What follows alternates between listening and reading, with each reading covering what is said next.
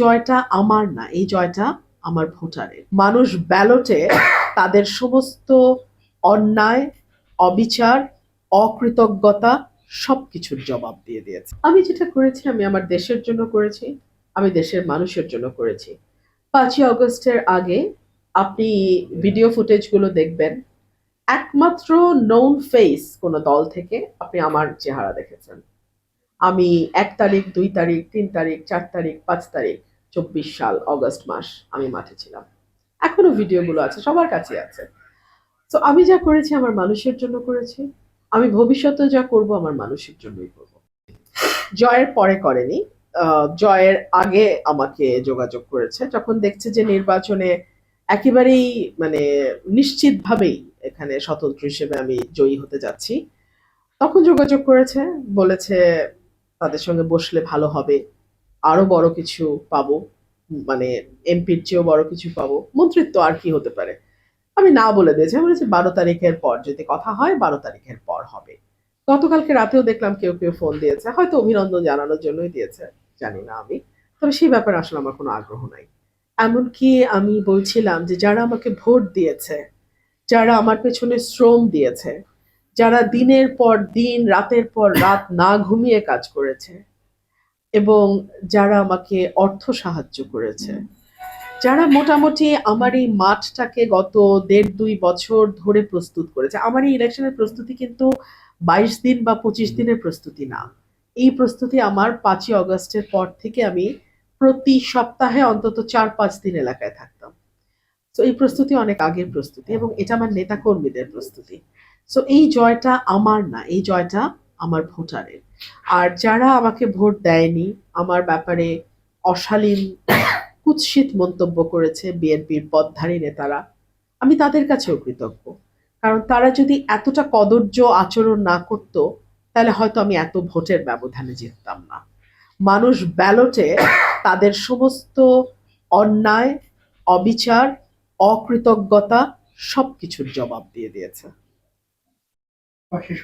থাকবে রাস্তাঘাট অবকাঠামোর উন্নয়ন। এটা শুনতে যেমনই লাগুক, আপনারা ভাবতে পারবেন না আমার এলাকায়, বিশেষ করে ওরাইল ইউনিয়নে এত রিমোট সব গ্রাম আছে, হ্যাঁ, এবং পাকশিমুলের ওখানেও, মানে জয়দুরকান্দি, তেলিকান্দি, ফতেপুর, এদিক দিয়ে রানীদিয়া, কাকরিয়া, রাজাপুর, ধোবাজাইল, ধামাউড়া, মানে এগুলোতে রিক্সাও চলে না, মানে কিছু চলে না, মোটরসাইকেল শুধু।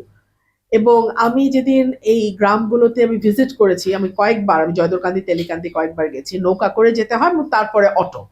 আর যেদিন আমি গেছি রাজাপুর, রানীদিয়া ওইদিকে, আমার মনে হয়েছে যে আমি বোধহয় মানে সভ্য জগতের বাইরে একটা মানে এসে পড়েছি। মানুষ এত বঞ্চিত, এত অবহেলিত, এই মানুষগুলোর জন্য আমার অনেক কাজ করতে হবে, অনেক কাজ করতে হবে। শেষ কথাটা হচ্ছে যে আমাদের এলাকাটা ভীষণ দাঙ্গা প্রবণ এলাকা। এটা কিছু মানুষের হাতে অলওয়েজ বন্দি থাকে এবং এই মানুষগুলো এই দাঙ্গাটা হতে দেয়, কারণ তাহলে তাদের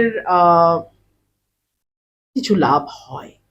সো আমি আসলে ওই সিন্ডিকেটটা ভেঙে দেব এবং সরাইলের সিন্ডিকেট অনেকটাই ভেঙে গেছে।